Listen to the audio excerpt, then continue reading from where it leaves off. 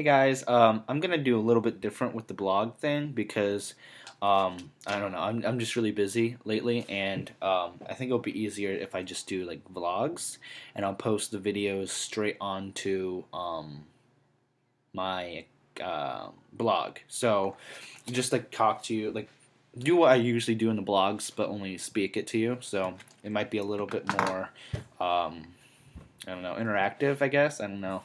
But we'll see how this goes. This is my first one, and I know I'm kind of behind, but I've just been crazy busy with all the projects, and had to do like homework and stuff like that. So, um, let's see. Monday this week we had a theory day, um, and it was day 2 of the theory days, and this one is on ingredient functionality and culinary applications of food molecules. So it was lots of different things. Like it talked to us about like the fields of culinary science, which would be like psychology, physics, math and engineering, chemistry, biology, sensory education, and culinary um, ethno ethnography, whatever. Um, we also talked about like the nutritional science has educated chefs on ingredients, composition, and functionality, and just things like that. Like cooking vegetable loses the nutrients and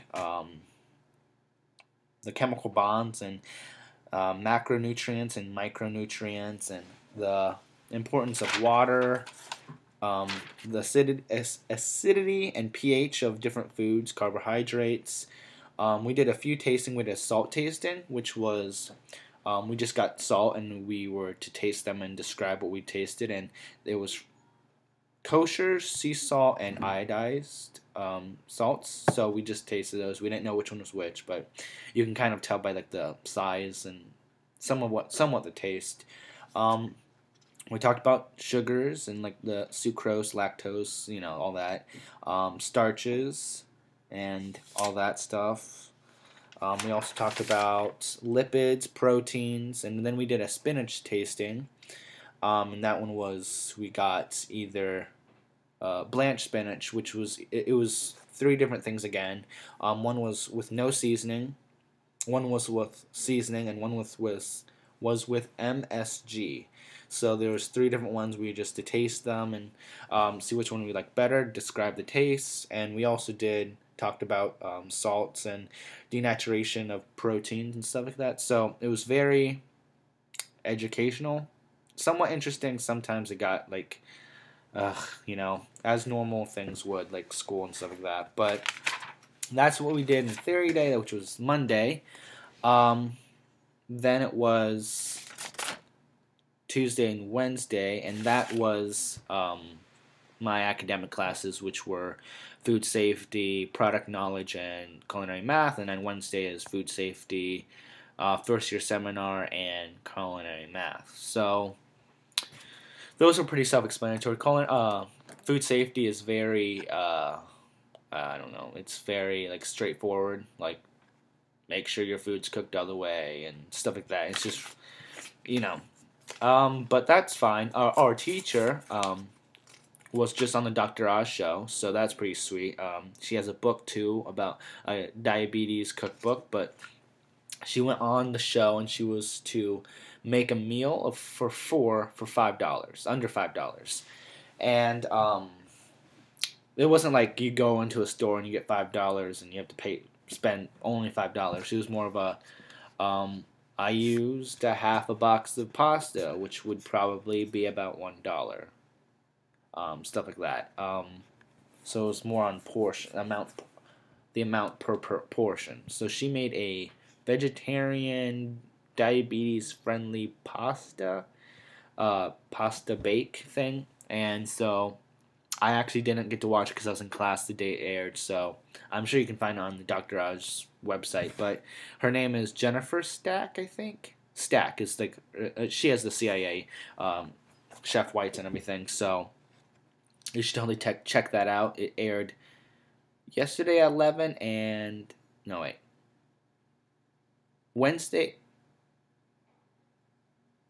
Tuesday at 4 p.m. No, I don't know. I don't even know. It was sometime this week. But yeah, and then today was fundamentals, culinary fundamentals, and I guess I can go back to what the other classes is. Product knowledge is, um, sorry, product knowledge is like talking about the products, and we have to get like this knowledge from each product. We did a lettuce, a greens tasting, all of product knowledge pretty much, and we were to know different types of lettuces like iceberg and all things like that. I can pull up my notes here. Um, Pretty interesting. Let's see. We talked about iceberg, butterhead, romaine, green leaf, red leaf, different salad greens. Just different things like that. And they we did tastings of them to know what it looks like. We passed around what it looked like the actual a head of lettuce or something, and then we tasted them. And it was just kind of talking about like the bitterness of them and how to make a great salad. There was actually this one that was really weird. Watercress, which is it's the most bitter salad green. It's full of flavor, grows on a stem, lots of leaves on them, and then like it burns your mouth. It has like this kick. It's crazy weird. It was pretty good though. And they also have mustard greens, which actually taste like mustard, like horseradish kind of taste. That was pretty good. Um, Arugula tastes like pepper. Has a kick. It's just things like that. We learned about that. Really interesting. I really like the whole aspect of tasting all of them, so that's pretty cool. Perks of being at culinary school. Um, but I mean, aside from that, just really quick, I'll be posting pictures and what I eat still on the blog, but this will just be like what I've been doing, so it's just a lot easier. I'm not gonna edit this, so all the bloopers and or whatever mistakes I make will be in it. So yeah, but that's besides the point. Culinary math, same thing, pretty easy. Um, yeah, like yield percent kind of stuff. So it's not too bad. But in class today, in culinary fundamentals today, sorry I'm all over the place. Hope you can watch us and still be entertained and interested by everything I'm doing. But culinary fundamentals, my class is at 6 a.m. and yeah, I wake up at 4:40 every day. Get ready, go to breakfast around 5, get to class around 5:30 to 5:40. So that's what just a second.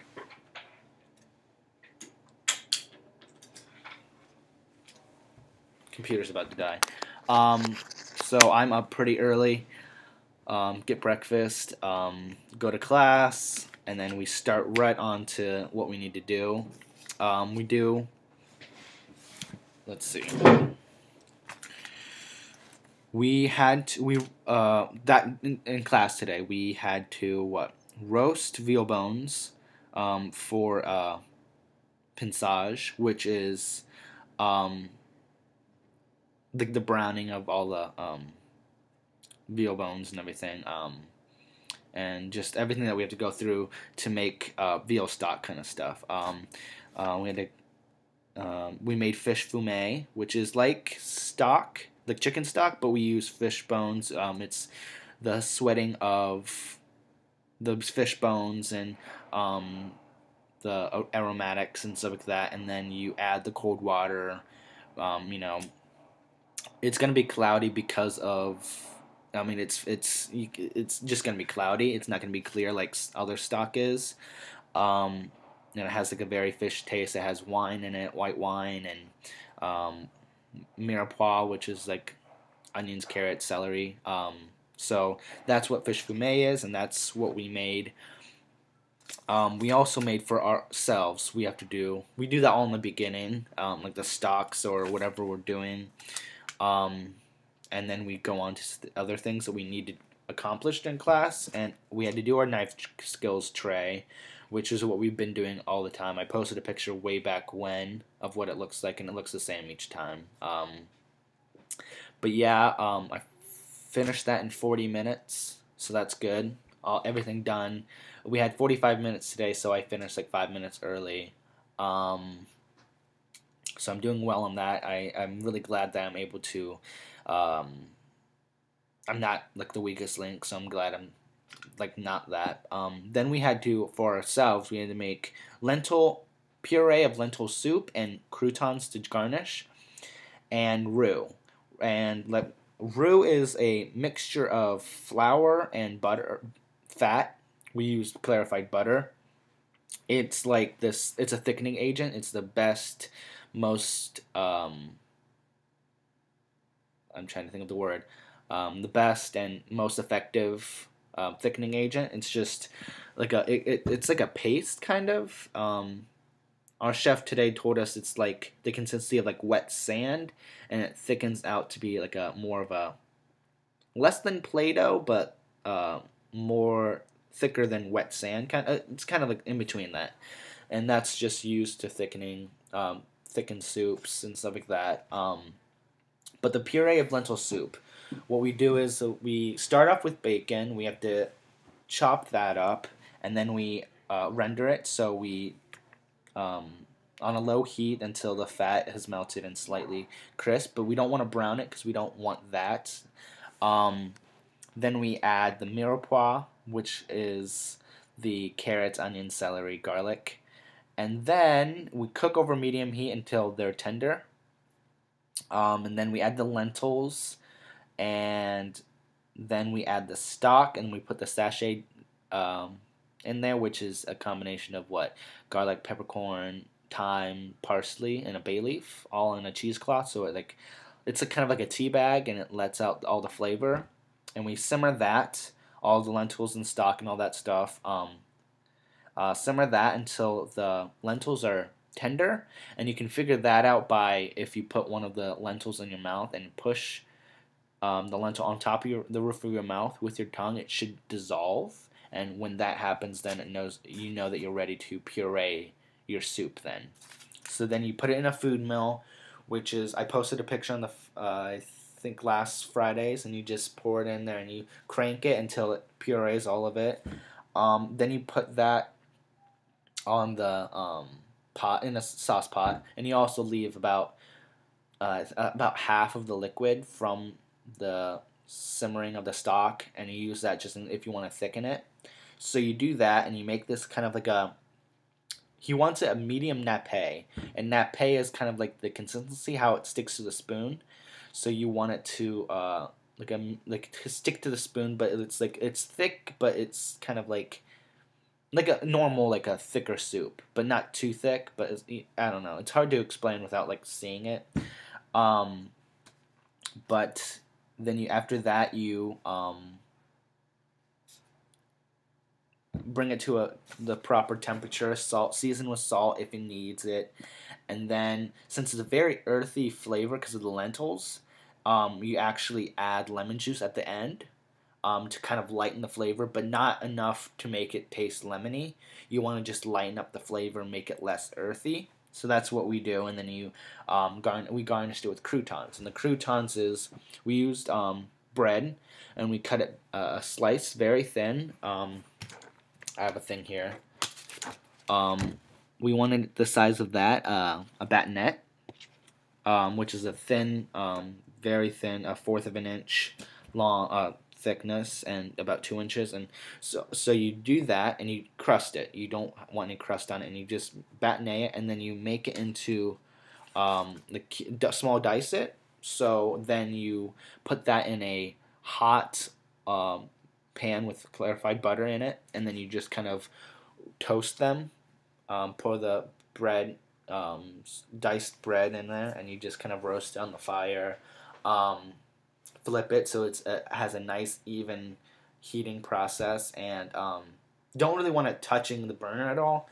After you heat up the pan, pretty much just turn it down and just kind of bring it above it and kind of like flip it with it, and then you put down a paper towel to for that to absorb a lot of the fat. So it's like a crust, a crouton pretty much, but small. And then you garnish with that, and I'll post a picture of what it looks like. And chef said it was very good. I just needed to add a little bit more lemon juice, which is, I mean, that's good. I mean, I'll just know. I mean, it does taste. You taste a huge difference after he said that I put more lemon juice in it. You could really taste how it lightened up the puree soup. So he said that was good. My roux was good. My croutons were good.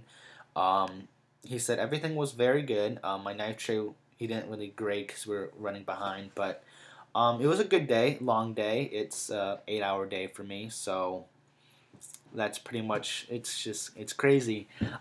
So I'm literally in class, 6, but really it's 5:30 till like 1:45 2, which is a very long day to be in the kitchen. Like, I mean, for a class, this is like a class for me. So that's what my class is like on Thursdays and Fridays. It's very tiring, but yeah, I hope you enjoyed this video. I know it's like 16 minutes long over.